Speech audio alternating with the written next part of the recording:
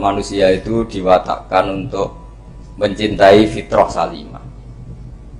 Sehingga dalam tradisi jahiliyah sekalipun ketika Rasulullah mulai dakwah, itu kata orang-orang Quraisy, Muhammad, kalau kamu ingin aneh-aneh itu karena ingin kaya, jama'na laka malan, kita kumpulkan harta, kemudian Anda jadi orang paling kaya. Kalau kemudian Anda ingin dari aneh-aneh itu mendapat perempuan, kata orang Arab jahiliyah sebelum ada Islam, kata mereka juga, zawwasnakaha, maka perempuan itu yang kamu cintai, kita akan mengkawinkan, menikahkan kau dengan dia. Artinya adatun nikah itu adat yang dahulu.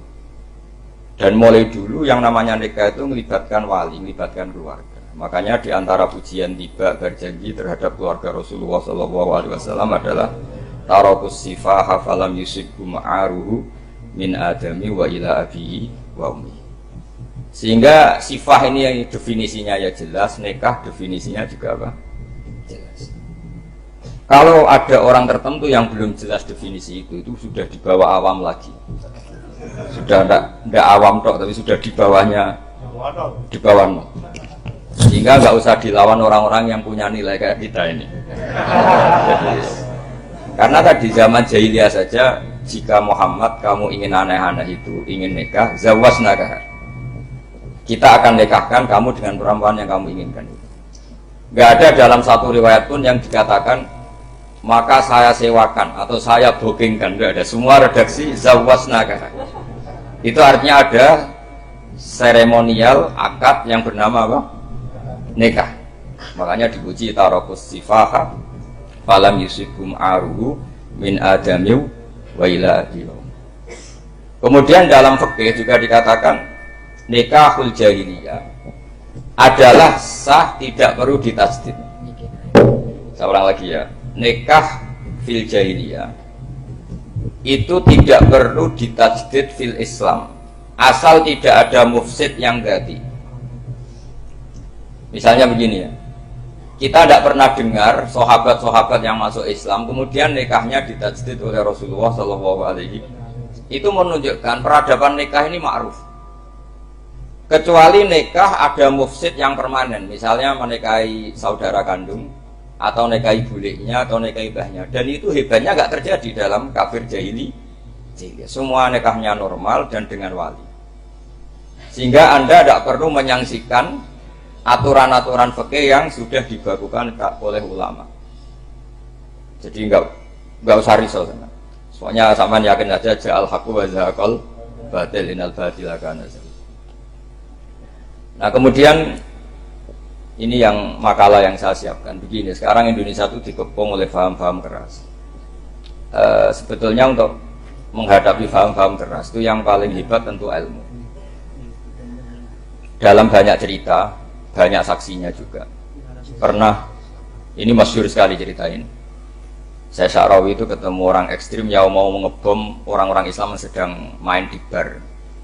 Dugem lah kira-kira gitu. Karena di dunia Allah kok maksiat kok, ini baiknya mati aja daripada hidup, daripada ngeleng-ngeleng bumi gitu. Terus ditanya sama Syekh Sya'rawi, kalau betul mereka jadi mati, aina masiruhum, lalu mereka mati terus kemana? Dijawab oleh ekstremis tadi, ya ilannar, karena mereka matu fi hinil maksiyah, mati ketika maksiat. Terus jawabnya si Syekh Sya'rawi, lalu kalau mereka ke neraka itu keinginan Rasulullah apa keinginan kamu? Apakah pernah Rasulullah itu berkeinginan umatnya mati masuk neraka? Ya enggak. Ya sudah, kalau itu tidak keinginan Rasulullah jangan lakukan. Itu kan satu ilmiah yang luar biasa. Rasulullah tidak pernah ingin umatnya mati dalam keadaan siap masuk neraka. Makanya tidak usah mati pas itu ya. Bener MC tadi, kalau mati milih tanggal dan milih tempat. Ya itu diantara pujian-pujian yang masyhur tuh, yang dulu sahabat ada yang muji Rasulullah itu, khuliqta mubarra'un min kulli aibin faka'an nama khuliqta kama tasha.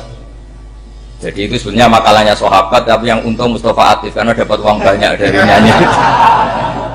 Jadi itu sebenarnya makalah normal dari pujian seorang sahabat, tapi yang untung Mustafa Atif.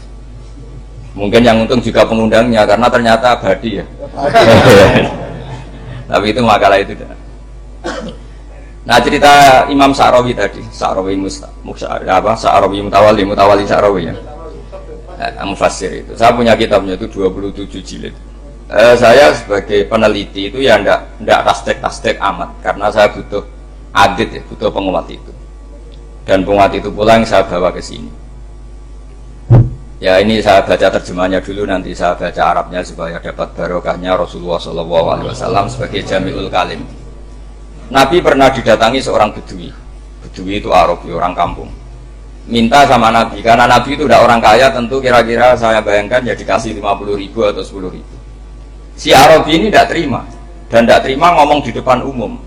Ketika Rasulullah tanya, apa saya sudah baik sama kamu? Kata si Arabi tadi, tidak. Karena kamu kikir hanya ngasih saya segini. Sahabat hampir marah saja karena Nabi tersinggung gitu. Tapi Nabi lalu mengajak orang itu ke dalam rumah. Kira-kira kalau Indonesia mungkin ditambah 200.000 atau 300.000. Kemudian, apa ini cukup? Ya cukup. Kamu sudah puas? Ya puas. Fajazakallahu min ahlin wa asyiratin. Dipuji-puji Nabi. Kemudian kata Rasulullah, ayo kita keluar. Keluar nemuin khalayak begini. Khalayak rame tadi.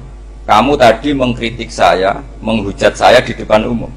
Maka kamu sekarang harus memuji saya di depan umum supaya clear. Akhirnya mau dia, oke kita mau. Akhirnya muji-muji bahwa Muhammad orang baik, dermawan gini. Setelah itu dia pulang. Hebatnya Rasulullah ketika pulang kata Nabi begini, sabda Nabi begini. Kalau saja dia pas benci saya itu kok mati. Saya ulang lagi, kalau saja dia pas komentari saya buruk tadi kok mati, maka dia mati sebagai min ahlin nar, karena berstatus pencaci maki Nabi. Akhirnya dia muji Nabi itu lewat disuap, lewat dikasih uang lagi. Loh itu sudah sah. Jadi saking baiknya Allah, Islam suapan itu juga sah. Itu kan muji Nabi itu karena disuap. Makanya ini penting. Sehingga dalam khazanah Islam itu memang agak aneh-aneh. Jadi di antara ceritanya dalam hukum-hukum Islam itu ada orang fasiknya minta ampun, tapi minta karena iman sama hadis bahwa nanti kalau ada orang mati disaksikan orang dua, apalagi kalau 4 min ahli jannah, maka dia min ahli jannah. Itu dia fasiknya minta ampun, nyewa orang. Nanti kalau saya mati bilang saya orang baik. Betul. Setelah dia mati bayar. Ini baik. Satu kampung nggak ada yang percaya ini saksi bohong. Tapi sama Allah diampuni karena kesaksian suapan. Lalu berarti jangan ngalalo suap ya, ada ngalalo suap, ngalalo sedekah. Karena sekarang kalau ada caleg bayar katanya sedekah.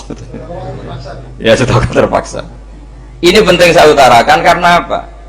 Allah itu menilai itu tidak sama dengan pikiran kita. Makanya kubu sebelah ini terlalu ekstrem, memaksa Allah berpikiran kayak dia. Satu karena kurang ngaji, nomor dua ya tadi emosinya lebih tinggi ketimbang intelektualnya. Ini penting saya utarakan. Ternyata orang yang nyuap tadi apa nilainya plus, yaitu dia iman sama dawuh Rasulullah SAW. Kalau yang namanya saksi itu penting, cuma dia mendapat cara itu lewat suap. Tapi kan iman kalau dawuh Nabi itu benar, kalau ada saksinya pasti min ahlil jannah. Terus dia nyari saksi harus dibayar. Sekarang sama, iya 1 juta. Sekarang saya tanya di KPPS atau di mana-mana, saksi pemilu itu dibayar enggak? Dibayar sah apa enggak? Sah. Jadi kadang kebenaran itu harus dibayar. Ini penting saya utarakan karena ada orang perempuan cantik dirayu, digaji supaya main di klub, dibayar jadi orang maksiat. Lalu mungkin ada ustadz gaji dia, bayar dia supaya mondok. Nggak tahu terusannya apa, terus diwayah apa enggak tahu saya. Pertanyaannya, ketika kamu bayar kemudian jadi santri, itu kamu dosa nyuap apa dosa sodako membiayai proses kebenaran? Sodako. Tapi kalau yang bayar untuk jadi pegawai klub maka membiayai kemaksiatan. Maka pembiayaan ini penting secara fikih. Arahnya kemana? Ke hak apa ke batil? Sehingga di Fathul Mu'in diterangkan, misalnya ada orang layak jadi pemimpin dan kemudian rivalnya itu orang yang menyesatkan atau calon perusak bangsa, ya maka calon pemimpin yang soleh itu wajib berkompetisi meskipun bibadlil mal. Karena kalau yang memimpin orang fasik, kampung ini rusak. Kalau yang memimpin orang soleh, kalau nggak bayar juga nggak jadi. Maka wajib bayar. Lah yang soleh bayar ini berstatus sedekah, tapi yang batil ini berstatus suap. Kenapa demikian? Karena yang namanya riswah atau ada yang baca riswah adalah pembayaran untuk mengehakkan barang batil dan membatilkan barang hak. Sementara pembiayaan orang soleh adalah untuk memperkuat hak. Nah orang itu nggak tahu, yang ngajinya ada hatam-hatam itu taunya pokoknya ar-rosi wal murtasi benar. Tapi nggak pernah mikir lalu definisi riswah atau ruswah itu apa. Ini bukan provokasi supaya semua calon bupati gubernur nyuap, enggak, hanya nyuruh mereka sedekah saja. Jadi kalau nggak jadi, tapi sedekah betul ya, kalau nggak jadi ya tetap ikhlas, mau dari awal memang sedekah. Nah, soal geremeng ya bawaan manusia gitu ya. Ya nggak apa-apa namanya itu geremeng. Ini penting saya utarakan, makanya menurut saya itu bangga dengan Pak Hamid karena sepupu mbah saya itu karena alimnya. Meskipun banyak orang mensifati beliau wali dan memang wali betul, tapi saya tetap menstatuskan beliau orang alim yang dari kelaziman alim itu beliau wali. Jangan dibalik, wali dulu baru alim. Karena dalam beliau orang Lasem dan kaidah di Lasem itu fakullu alimin waliwah walaysa kullu walilah aliman. Jadi kalau kaidah di daerah Jawa Tengah itu semua orang alim pasti wali, tapi kalau wali tidak mesti alim. Sehingga kalau menstatuskan alim itu keren, kalau di Jawa Tengah status alim itu keren. Dan soal keramat yang kaitannya dengan Mbah Mun itu masyhur itu dulu ketika Mbah Hamid santai-santai sama Pak Ditaibur sama keluarga. Beliau mau istirahat, kemudian yang datang Kiai Maimun, Mbah Mun zaman itu masih dipanggil Gus. Sopo pur, ada Pak Taifur di situ. Kata Pak Ditaibur, saya kalau manggil Pak D itu Gus Mun. Dan itu Mbah Hamid ngendikan rojulun alimun waliwah. Itu orang lelaki yang alim yang waliwah. Jadi beliau muji Mbah Mun juga alimun dulu, rojulun alimun wali. Ini penting saya utarakan karena kesanatan keilmuan beliau jelas dari beberapa keluarga di Lasem. Karena di daerah Fakhriyah itu yang tempat lahirnya Pak Hamid juga lahirnya mbah saya.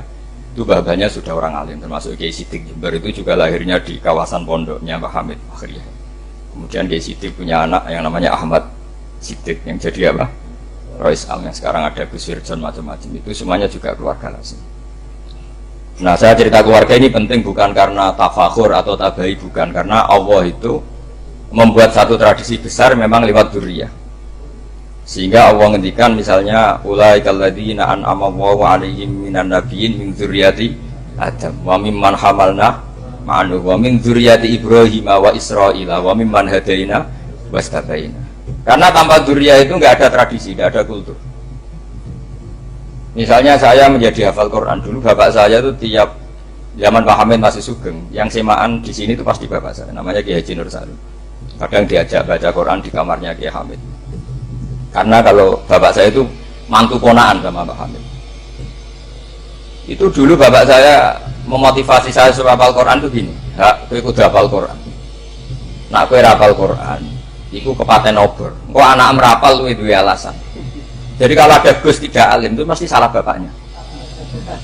Karena kalau bapaknya bisa baca Wahab, anaknya mau baca primbon itu malu. Tapi kalau bapaknya sudah bacanya WA, anaknya jadi primbon. Era cucu sudah dukun.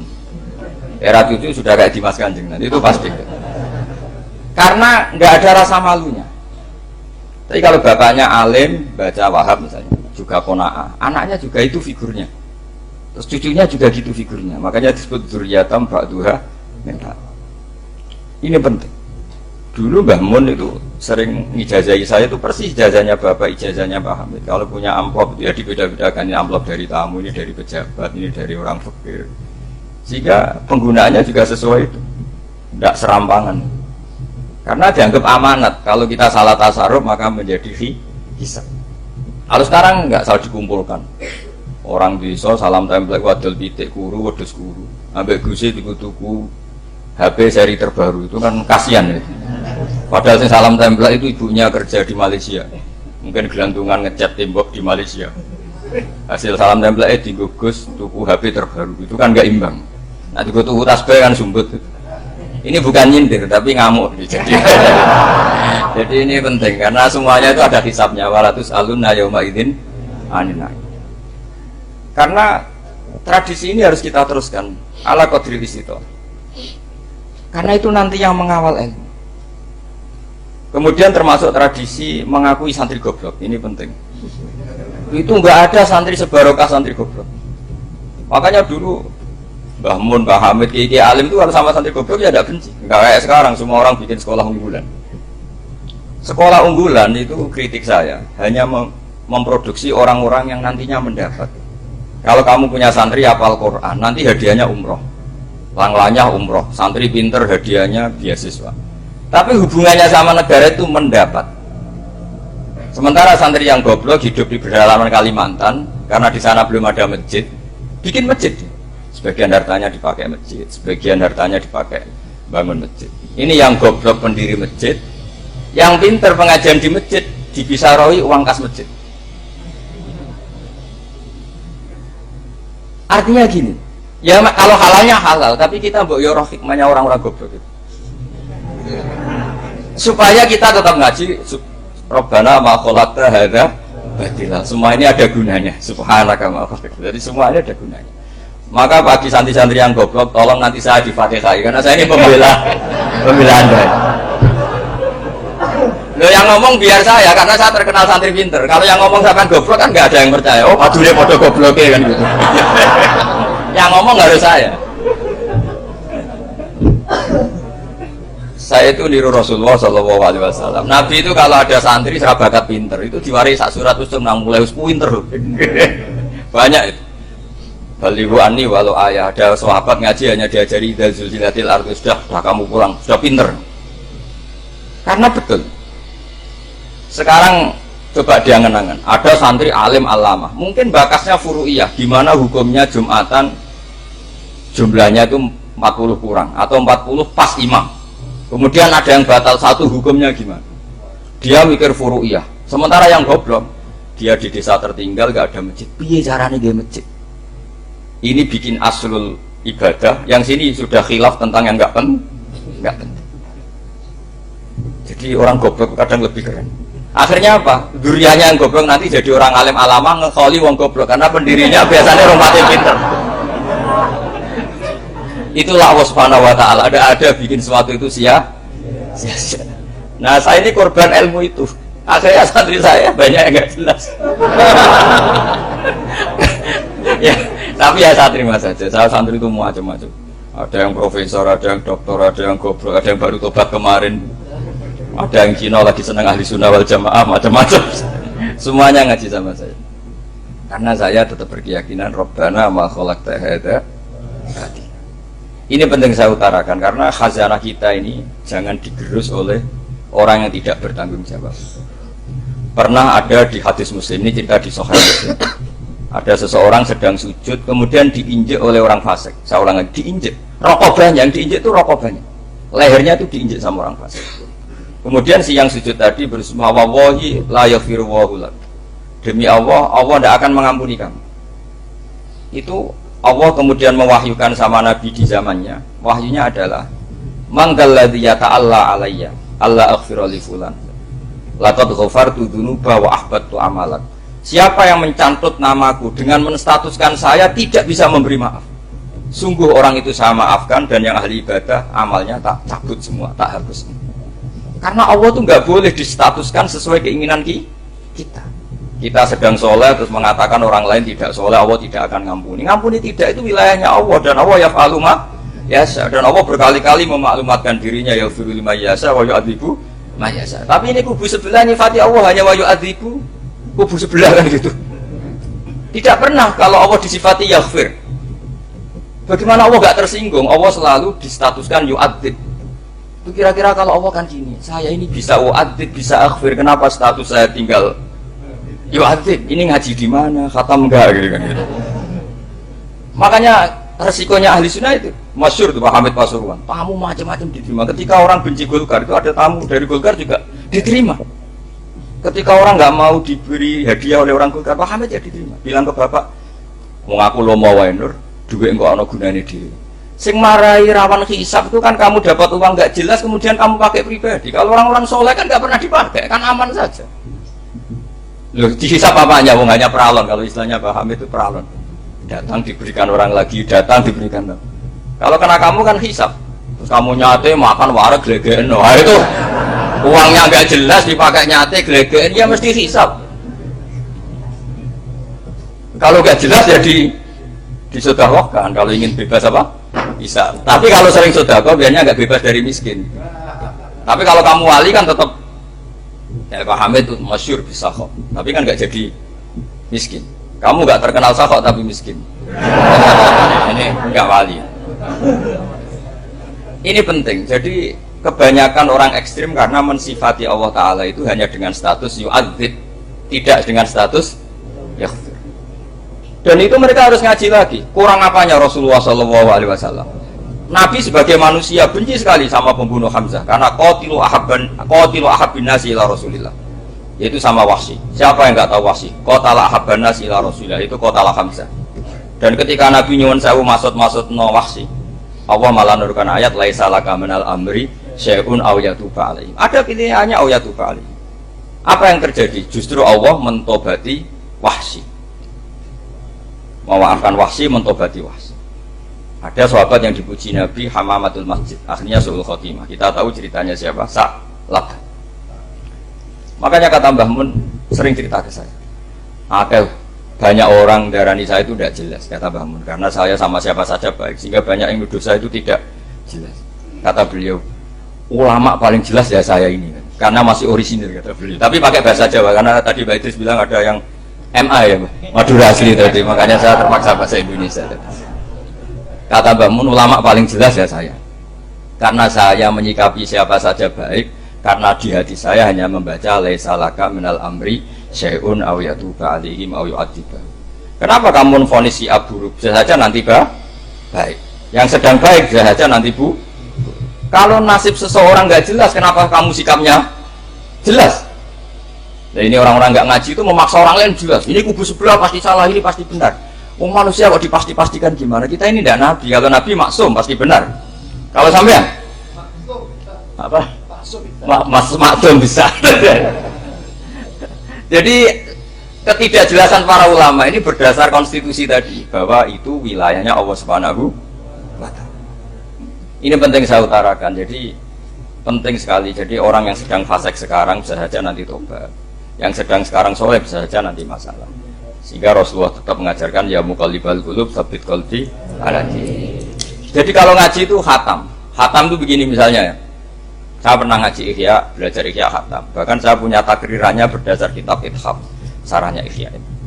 Kalau ingin tahu sanadnya sarah Ihya, ya misalnya Gus Idris ini, Idris ngaji Mbah Hamid Pasuruan, ngaji Mbah Dimyati. Mbah Dimyati ini ngaji sama kakaknya Kiai Mahfud Termas. Kiai Mahfud ngaji sama abahnya Kiai Abdullah. Kiai Abdullah ngaji sama abahnya Kiai Abdul Manan. Kiai Abdul Manan ini mulazim terhadap Sayyid Murtado Az-Zabidi. Jadi kalau santri Salafiyah ini ya kira-kira tokoh Sabiah. Karena Mbak Idris Sadisa ya kira-kira sampean itu dari pengarang Ithaf itu baru tokoh berapa? Sabiah, masih keren. Turun itu. Masih kaya lah. Lah kamu kok miskin? Turun ke Wolu katanya. Jadi nanti kalau masih keren. Itu sampai ngaji kitab kalau khatam. Saya ulang lagi kalau khatam. Itu memang ada bab-bab di mana ulama itu harus tegas, harus tafriq bainal haqqi wa bainal batil. Oke, itu bagus. Mana yang hak, mana yang batil kita bedakan. Di bab itu bagus. Tapi kalau nanti kamu ngaji bab tawadhu, dia di Bidayah itu Hidayah atau di semua kitab tasawuf, bab tawadhu itu, kalau melihat kamu orang kafir, kamu melihat orang apa? Kafir. Ini asoma akufri, ini maksiat wajar dia kafir. Saya ini muslim kok maksiat. Fadam bi akbar, maka dosa saya lebih buruk. Melihat orang tua, mesti ada aksaru ibadatan. Ini lebih tua, mesti ibadahnya lebih banyak. Nanti kalau melihat anak kecil, ada azhuru min lisinnan, pasti maksiatnya banyak saya. Sehingga terus evaluasi gitu, sehingga nggak pernah takabur. Misalnya di sini, saya ini kan gayanya keren, duduk di atas sampai di bawah. Gayanya kok, hakikatnya sama lebih sombong karena memerintahkan saya. Jadi panitianya itu, makanya saya merasa tahu untuk saja meskipun berdiri. Karena hakikat saya ini makmur, diperintah. Panitia ini, penyelenggara ini amir, pemerintah. Kira-kira sombong mana? Itu sekali saya tidak memaafkan finar itu.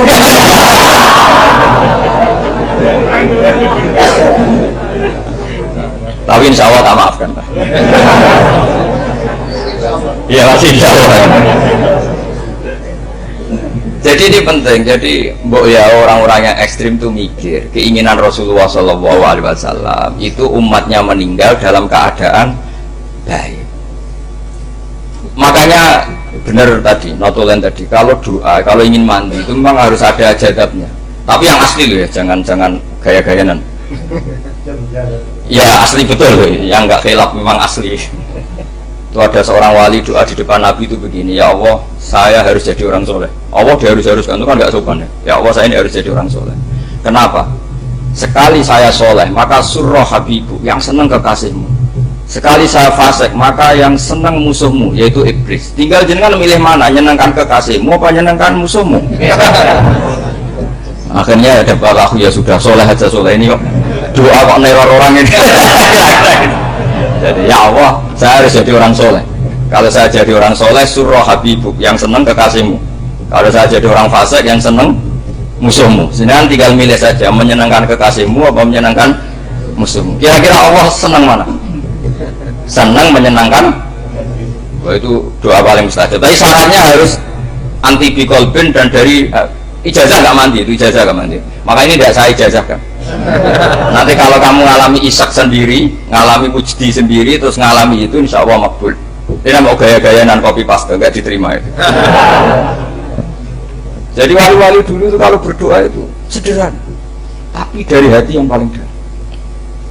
Makanya Nabi Musa itu terkenal, orang paling seenaknya sendiri dan Nabi Musa hubungannya dengan Allah. Tapi sama Allah dimaafkan karena orisinil, tidak bikin diri. Rasulullah juga itu, kalau sudah marah itu doanya. Semua celakanya ditiru Nirawarisman dulu. Nabi itu ketika perang Badar itu jelas kalah, nggak mungkin menang, sudah jelas kalah. Nabi hanya 313 orang kafir 1000 dengan perlengkapan apa? Sudah lengkap semua. Setelah perang dilihat itu jelas kalah. Seri awal yang memang kalah betul. Doanya Nabi apa? Allahumma intuhlik hadil isofa lam tubat badal ya. Mohon Gusti silahkan bikin kalah. Akhirnya Allah sing roh najenan pangeran. Mohon kelahiran jenah jadi pangeran. Serah Allah sing roh. Nggak ada ibadah. Intuhlik hadil isofa lam tubat badal ya. Kalau engkau menghancurkan kelompok saya ini, jenengan sebagai Tuhan tidak ada yang nyembah lagi. Karena yang nyembah tinggal kelompok kita. Tapi yang ngendikan Nabi, kalau kamu niru tidak bisa. Tidak bisa kamu doa, ya Allah saya ini santri salafiyah. Kalau saya bodoh menjadi presiden buruk terhadap alumni salafiyah. Gak apa-apa sekali-kali doa gitu. Tapi kata Allah lainnya masih banyak.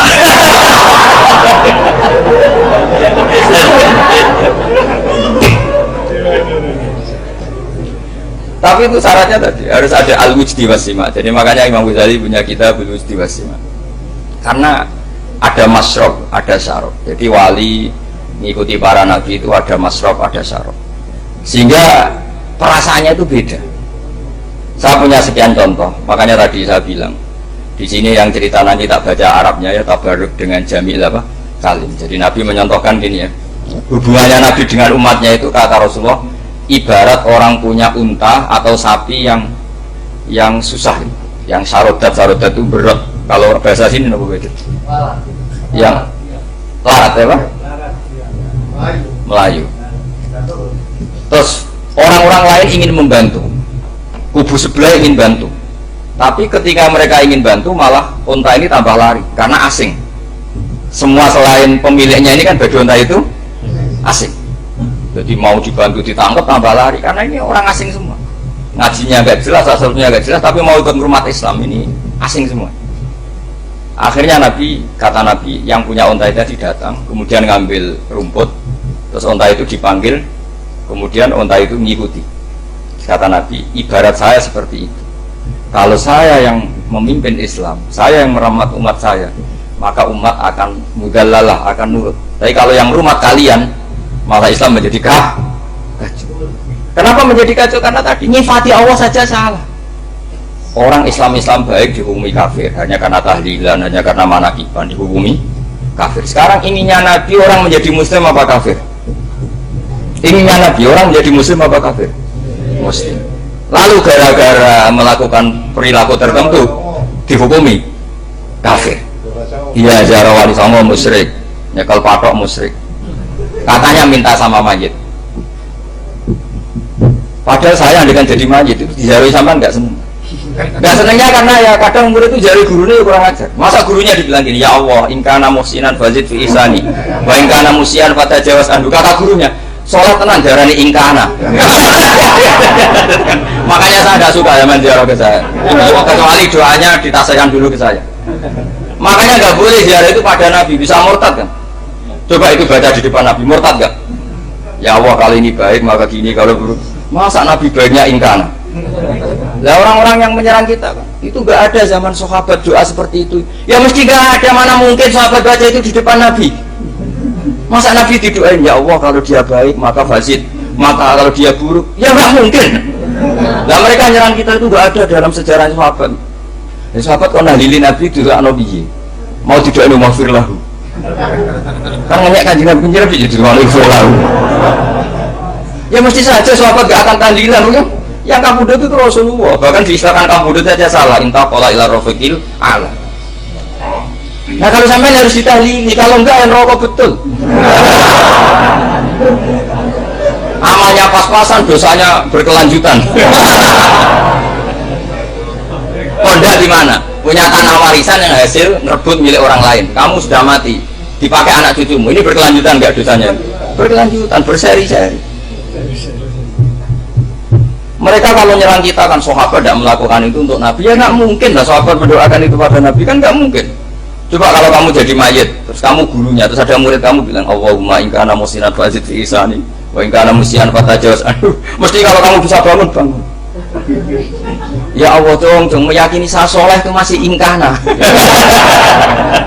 Kalau guru saya soleh, maka kalau guru saya buruk, maka itu kan taklek namanya, Pak. Itu kan kurang ajar. Saya tidak pernah doa gitu di depan Muhammad Rasul, tidak pernah. Saya kalau doakan bangun tidak pernah. Allahumma ali darajati fil jannah. Saya tidak pernah, ingkana tidak pernah. Karena andekan itu saya juga sama kok.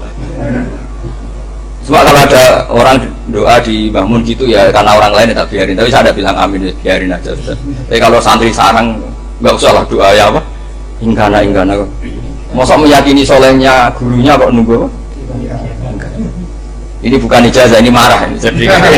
Jadi pelurusan ini. Saya ulang lagi, ngaji itu harus khatam. Pentingnya khatam tadi, kalau di bab tafsir bainal haqqi wa bainal batin, seakan-akan kubu sebelah ini benar karena tegas. Tapi kitab itu tidak hanya bab itu, juga ada bab tawadhu. Di bab tawadhu itu, misalnya kita melihat orang kafir, ini wajar maksiat kan dia kafir. Masa saya mukmin maksiat? Dan ini kafir bisa saja nanti husnul khotimah, saya muslim bisa saja su'ul khotimah. Jika tetap tawadhu, melihat yang lebih sepuh ini aksaru ibadatan minni, melihat yang kecil asghar berarti aqallu maksiatan minni, sehingga melihatnya itu tawadhu. Jadi kalau di bab tawadhu semuanya orang itu mungkin.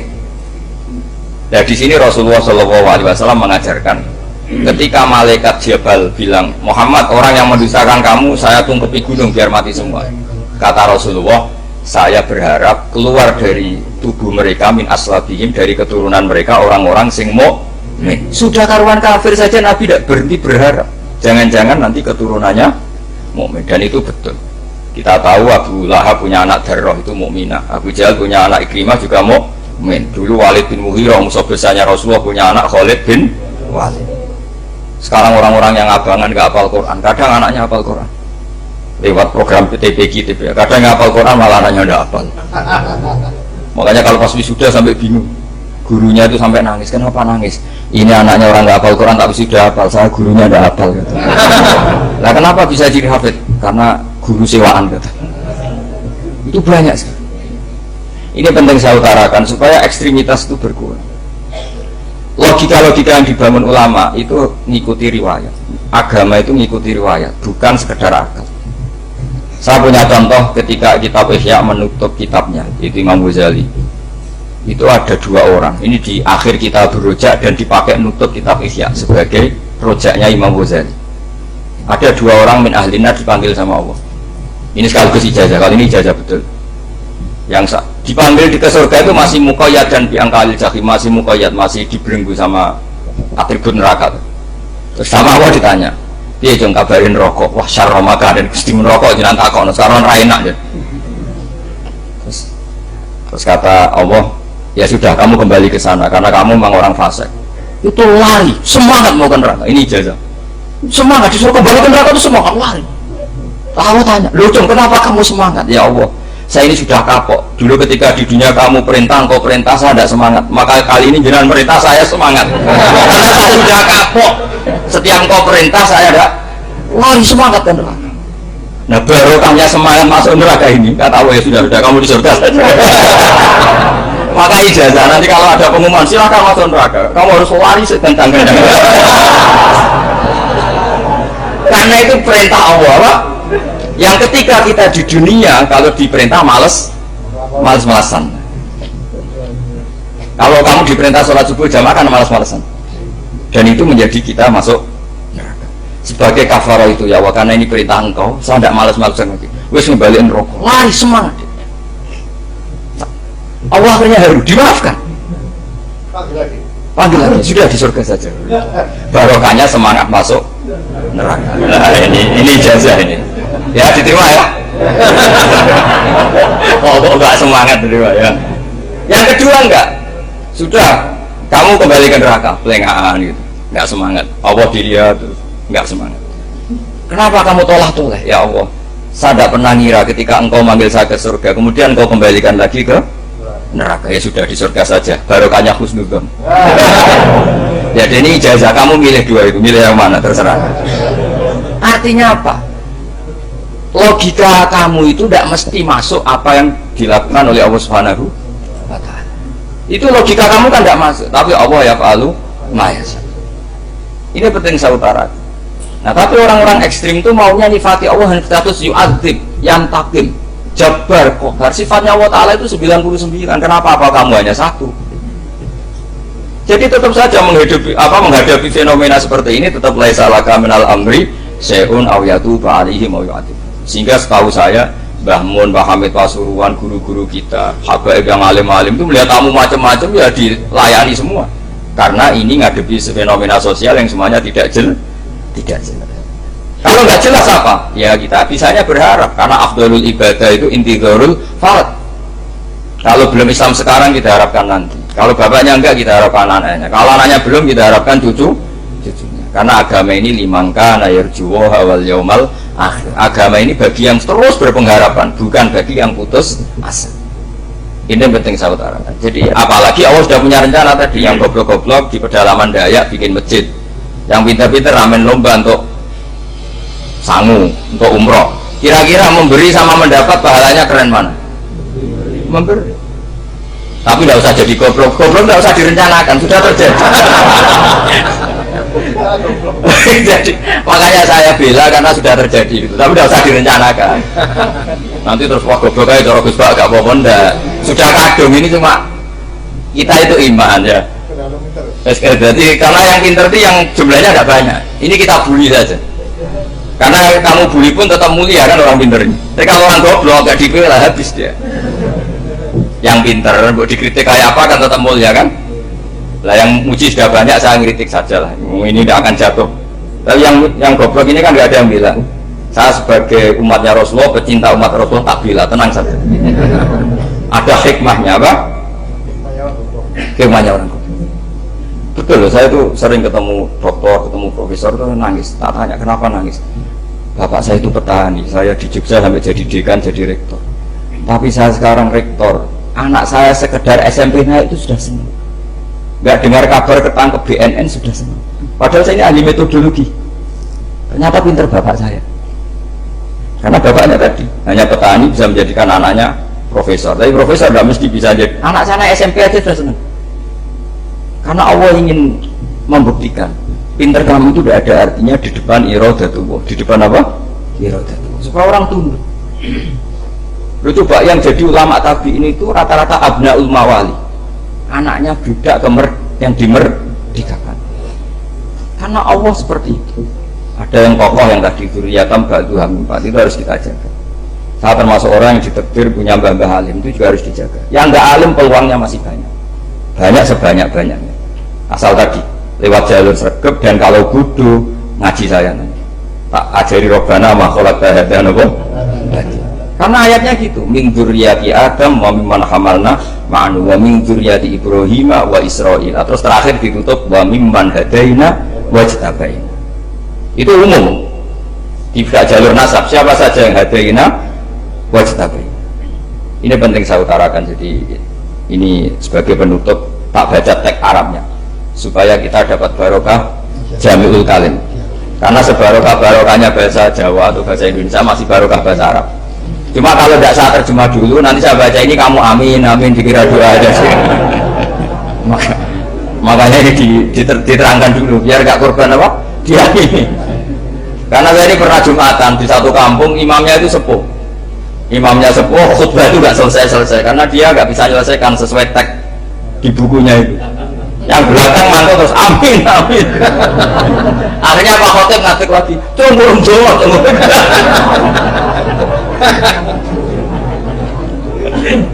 Ya ini masih teks Arab lah, yang belakang sudah apa? Amin, amin. Ya saya baca. Yang disimak. Bismillahirrahmanirrahim. Waruya anak Arabian ja'ahu yatlubu min husay'an fa'aqab. Sumaqala ahsantu ilaika.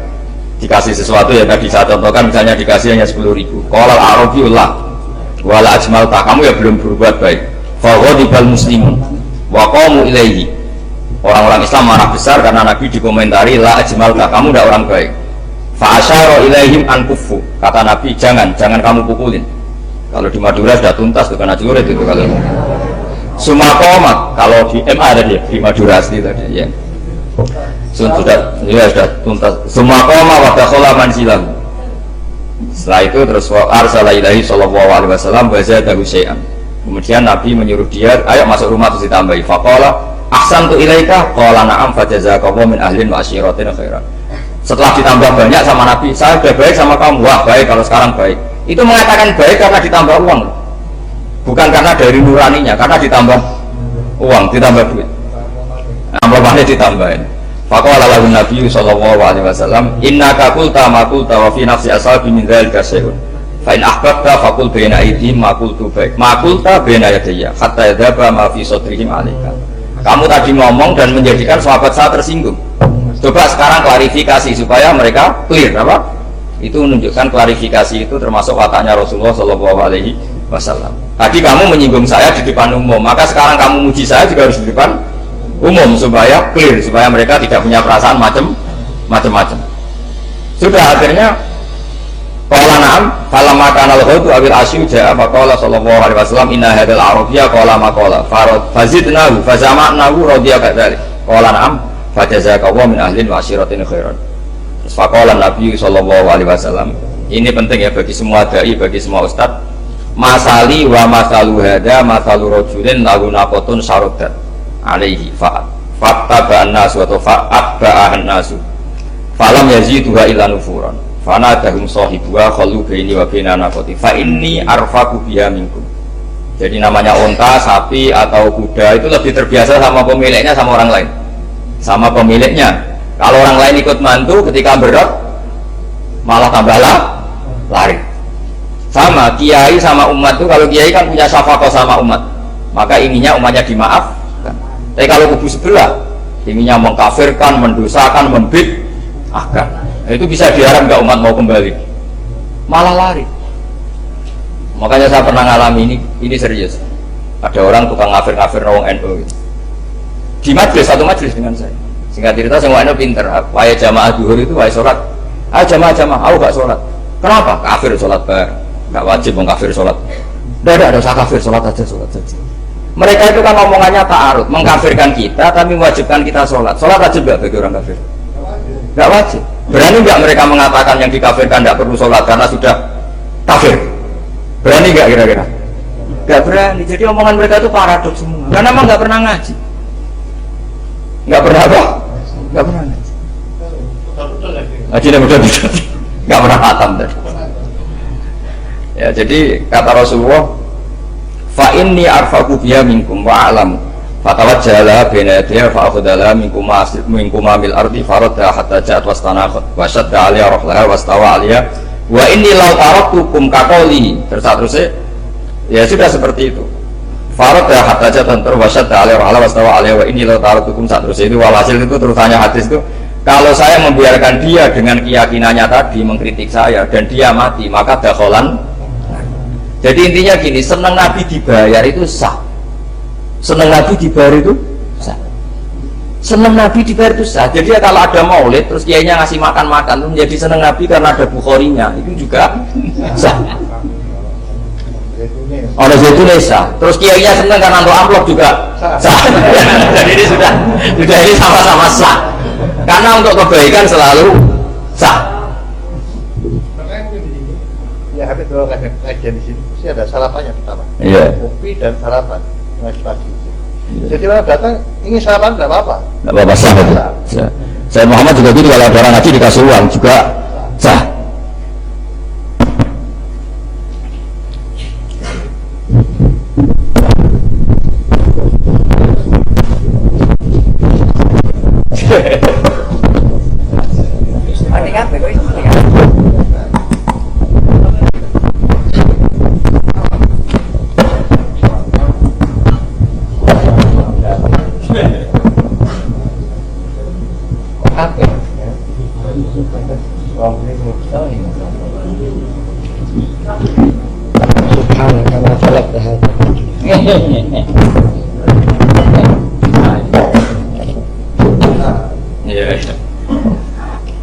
Ya, jadi ini jelas ya, jadi riwayat ini jelas. Kemudian riwayat yang ada di kitab Bukhari ketika Rasulullah didustakan, dibully.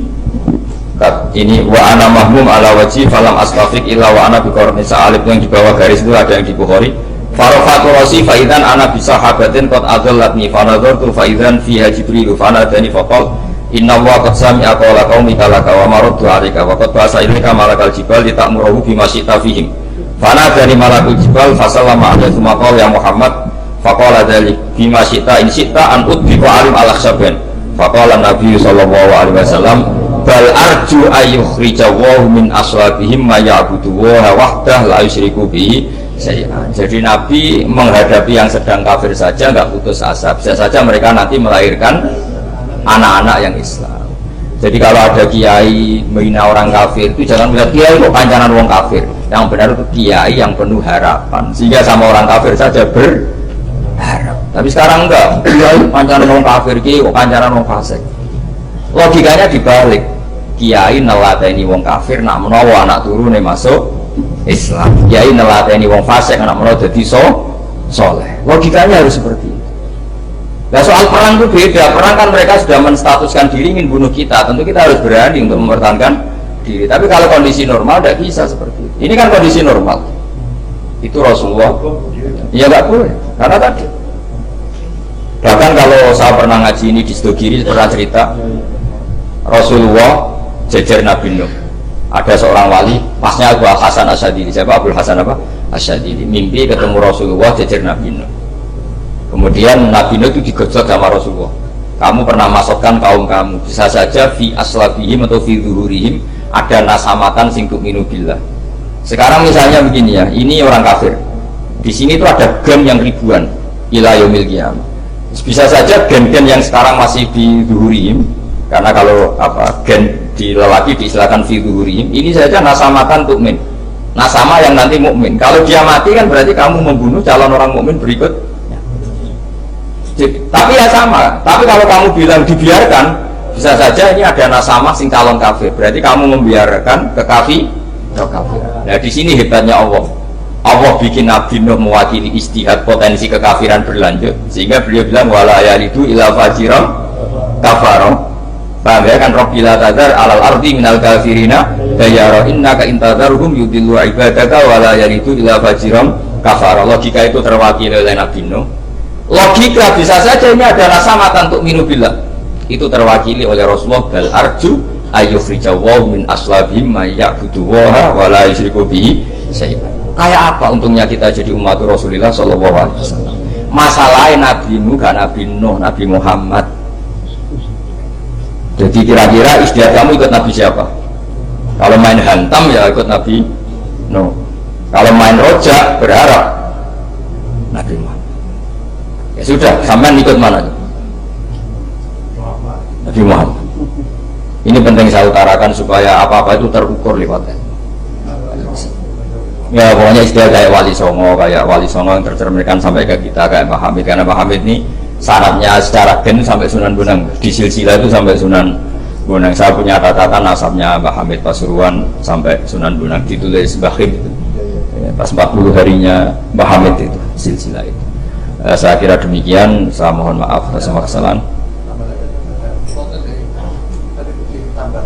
Oh. Ya santri putri itu gak usah mikir besar berat-berat, yang penting urut suami itu kata para sahabat. Tapi kalau suaminya gak layak diikuti ya diberontak saja gitu. Karena gak ada sesuatu yang luar biasa kayak perempuan. Itu kata Sayyidina Umar, pernah dia mau jalan dicegat sama Khawlah itu binti Salaf. Itu sampai 3 jam, padahal Umar sudah Amirul Mukminin. Sudah siapa? Amirul Mukminin.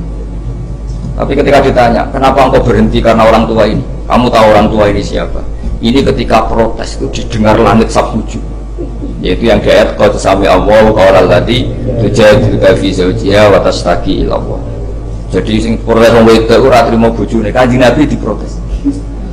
Ya singkat cerita, Khawlah itu cantik. Memang contohnya harus cantik, kalau jelek gak bisa. Khawlah itu cantik sekali. Walhasil dia mungkin head atau apa, lama mungkin head. Terus suaminya datang, Aus bin Somit ini datang, melihat istrinya pas sujud. Di semua teks riwayat fa'ajabatu ajizatuha. Makanya gambarannya harus cantik. Enggak usah diterjemah ya, fa'ajabatu ajizatuha. Singkat itu Aus itu minta dilayani saat itu juga. Si Khawlah nggak mau karena sedang ibadah, bongkok sih masuk ke dalam. Enggak sekarang. Saking mantannya karena agak kesampaian. Ya orang lanang kan gitu, mesti kotor kalau gak kesampaian. Terus Zohar minha, dia melakukan dihar anti aliyah kadhri umi. Dulu dihar dalam hukum jahiliyah adalah tolak. Setelah di dihar, Aus getulnya bukan main karena Khawlah ini cantik. Makanya contohnya ada cantik, karena kalau gak cantik gak getun gitu. Terus kalau gak cantik juga suaminya ada kesusu gitu. Sudah tahu semua pokoknya gitu, punya ada. Singkat cerita akhirnya suaminya datang ke Rasulullah. Ya Rasulullah, saya ini sangat mencintai istri saya, tapi tadi saya keterutut dihar dia. Lalu solusinya gimana? Ini karena tambahnya khas perempuan, kata Mbak Idris, ya sudah tak turut, ini khas perempuan. Kemenangan partai apa? Perempuan. Tapi tidak PSI, ini kemenangan partai perempuan. Kata Rasulullah, sementara hukumnya begitu. Kalau dihar itu bimanzilatit tolak, ya sudah kamu nggak bisa kumpul lagi sama dia. Istrinya dikasih tahu, protes. Apa? Hukum apa-apaan itu? Diparani Rasulullah. Ini hukum nggak benar ya Rasulullah. Ya tapi setahu saya hingga detik ini saya sebagai Nabi hukumnya baru begitu. Nggak benar. Dibuang terus sama Allah, Nabi diancam gini. Kalau engkau tidak bisa memutuskan, tak laporkan Allah.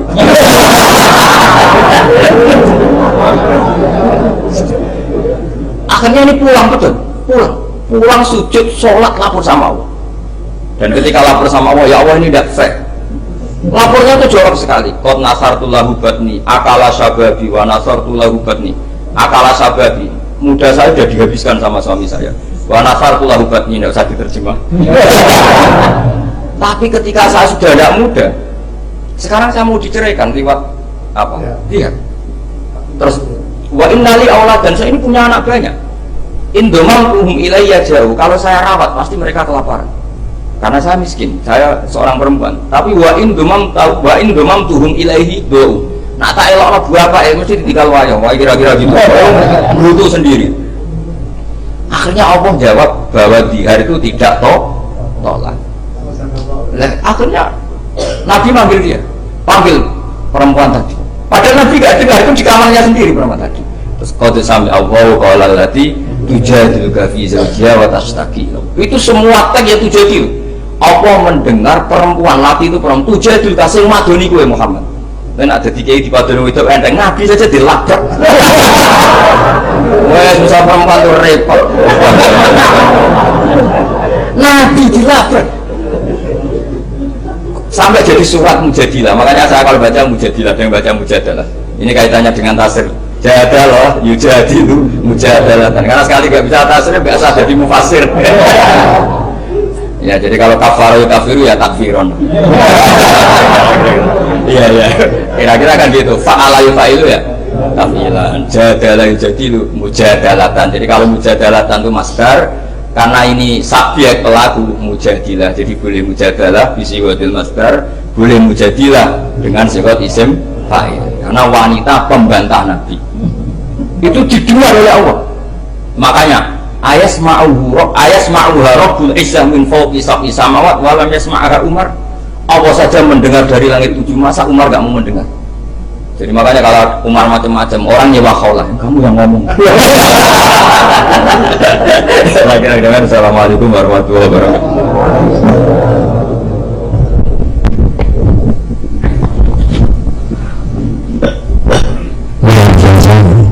Alhamdulillah, mudah-mudahan menjadi ilmu yang bermanfaat.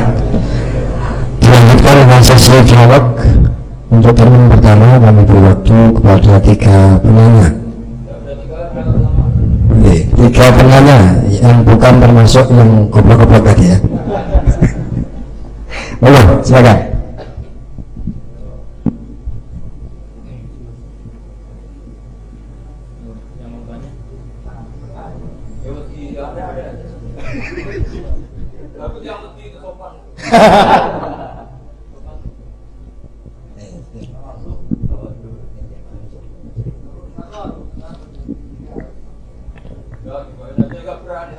Monggo maju yang hendak bertanya, monggo. Silakan. Ada?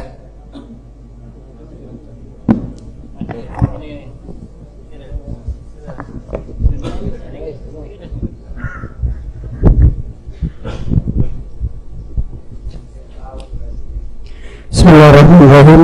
Assalamualaikum warahmatullahi wabarakatuh. Nama saya Ahmad Fadl Rasid MA, Madura asli. Semua pertanyaan saya, dalam sektor sosial dan politik, kenapa kita menyaksikan para praktisi dakwah memiliki berbagai pandangan yang saling bertentangan dan berjauhan? Atas jawabannya terima kasih. Yang kedua, monggo.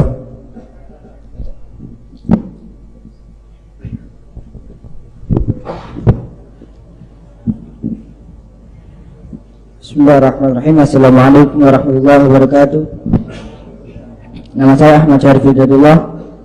Pertanyaan, bagaimana cara menyikapi beda pemahaman dan pengamalan dalam Islam di Indonesia?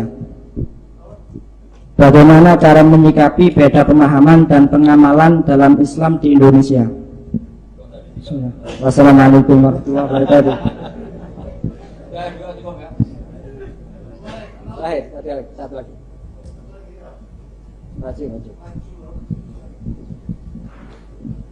Assalamualaikum warahmatullahi wabarakatuh. Nama saya Syafril. Berdasarkan dari beberapa serapan dari media sosial, beberapa kubu saling mengutarakan kebenarannya masing-masing.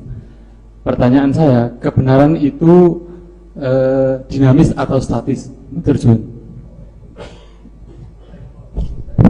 Enggak. Kan setelah jawab terus selesai, jadi langsung menang. Seperti yang saya utarakan berkali-kali, ngaji itu memang harus khatam. Sebetulnya itu gampang sekali. Tadi pertanyaan pertama gimana? Perbedaan. Kenapa dalam dakwah banyak pertentangan? Tidak perbedaan saya bacanya. Kamu baca pertentangan, saya baca perbedaan. Jadi dalam fiqh dakwah itu kan ada fiqhul ahkam, fiqh dakwah. Sebetulnya itu gampang sekali kalau kita insaf. Berteman orang fasik hukumnya gimana? Hukumnya ya haram, diajak ke bar, nyari lonte, nyari WTS, ya haram. Tapi kalau dibalik, dakwah orang fasik hukumnya gimana? Ya baik. Bisa dakwah kalau berteman. Tapi bertemannya kemana? Ya jangan pas ke sana. Artinya gini, kalau kalau ada ulama bilang nggak apa-apa berteman sama orang fasik, berteman yang proses dakwah. Haram berkawan orang fasik pas acara di bar. Itu bukan pertentangan, perbedaan. Saya berkali-kali bilang di pondok mana saja, karena teks itu mudawwan dan musalsal. Di kitab Khilyatul Auliya, itu kitab kesayangan Imam Ghazali. Beliau sampai alim gitu, termasuk barokahnya kitab Khilyatul Auliya wa Tabaqatul Asfiya, karangannya Abu Nu'aim al-Asfihani.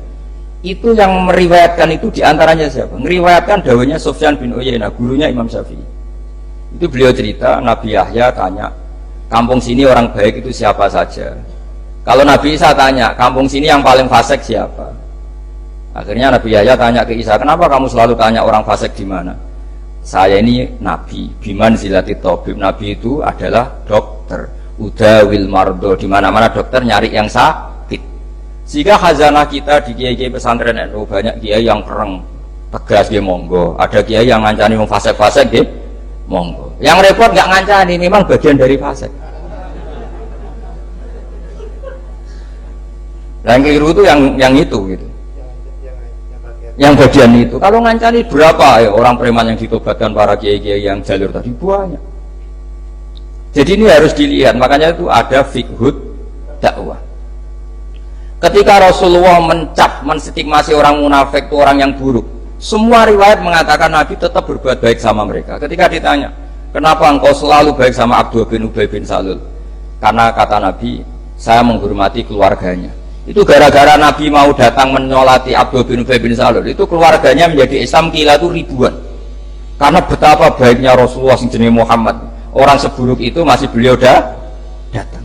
Nah ketika beliau datang, ini konteksnya apa coba? Konteksnya kan farqu bainal haqqi wa bainal batil jelas enggak, beliau datang di rumahnya orang fasik. Kompaknya adalah konteksnya ya ta'allafuhum, supaya mereka merasanya nyaman. Nah yang merasa nyaman ini nanti jalurnya fiqhud dakwah. Makanya ada fiqhud dakwah, ada fiqhul ahkam. Ya gampang saja caranya tadi, milah-milah tadi. Ada orang fasik, saya berkali-kali fatwa di mana-mana. Ada orang mati karena oplosan misalnya. Kiai-kiai itu sebaiknya harus separuh datang, separuh enggak. Kalau semuanya datang nanti dikira matinya kayak matinya wali, karena semua kiai datang.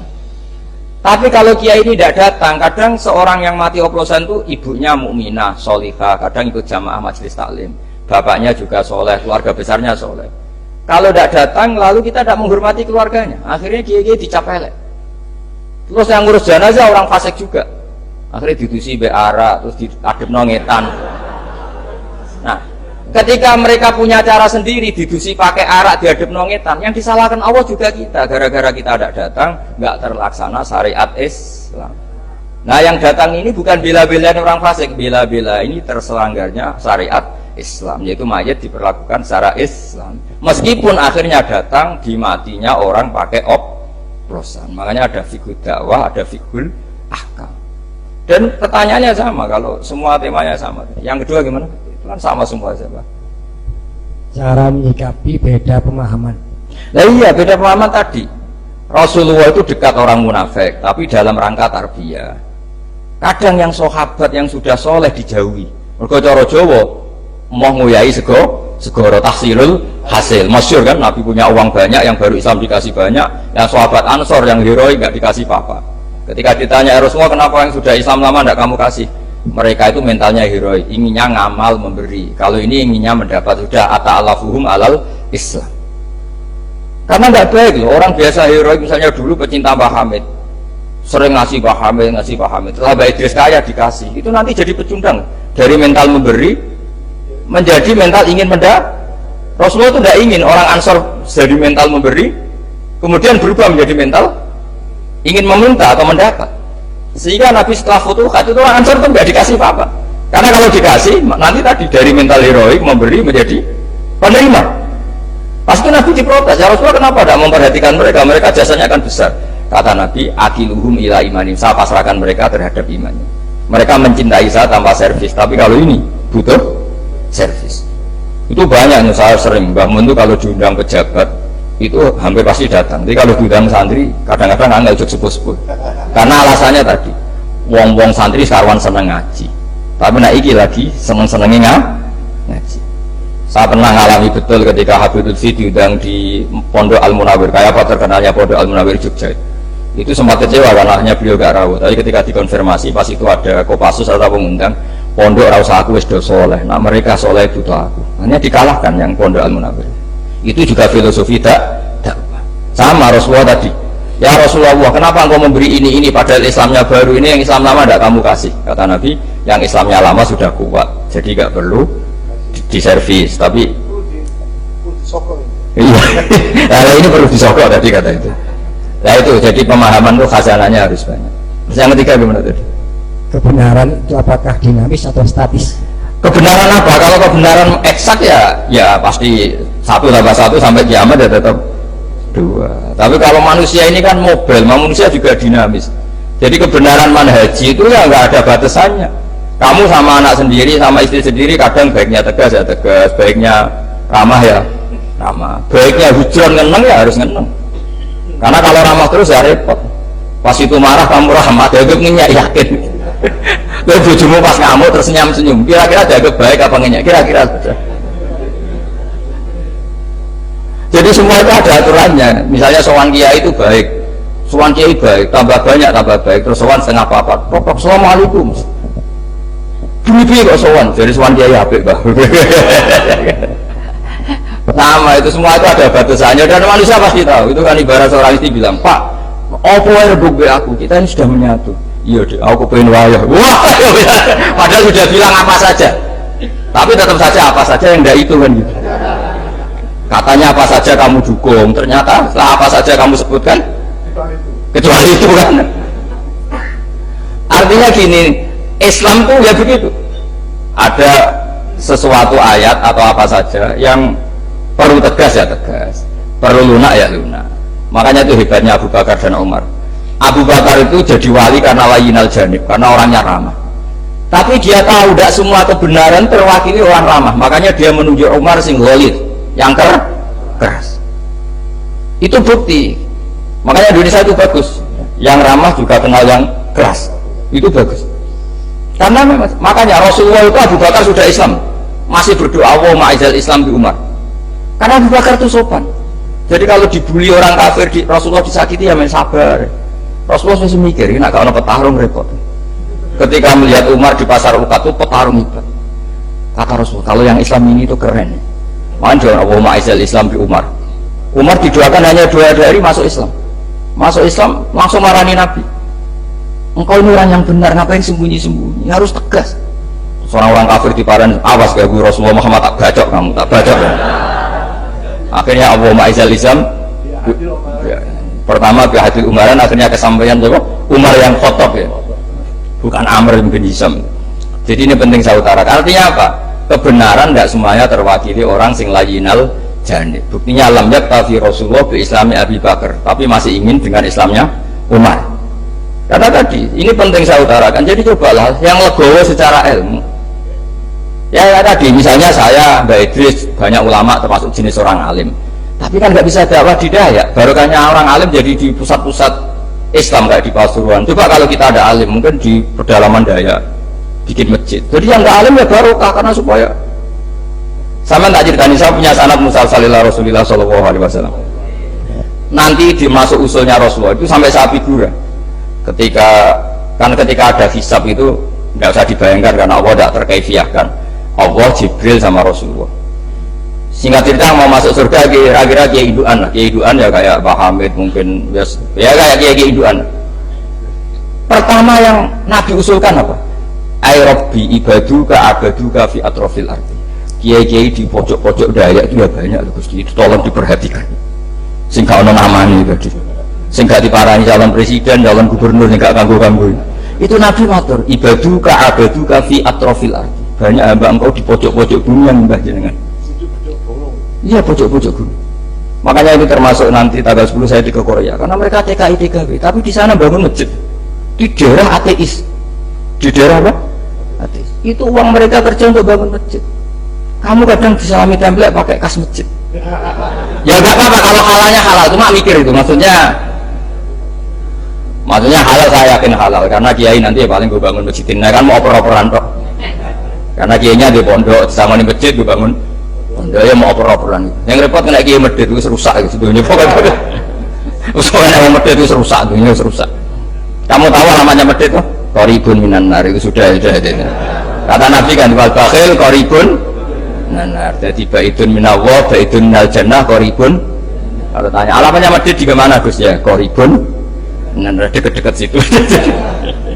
Jadi ini saya kira demikian. Assalamualaikum warahmatullahi wabarakatuh.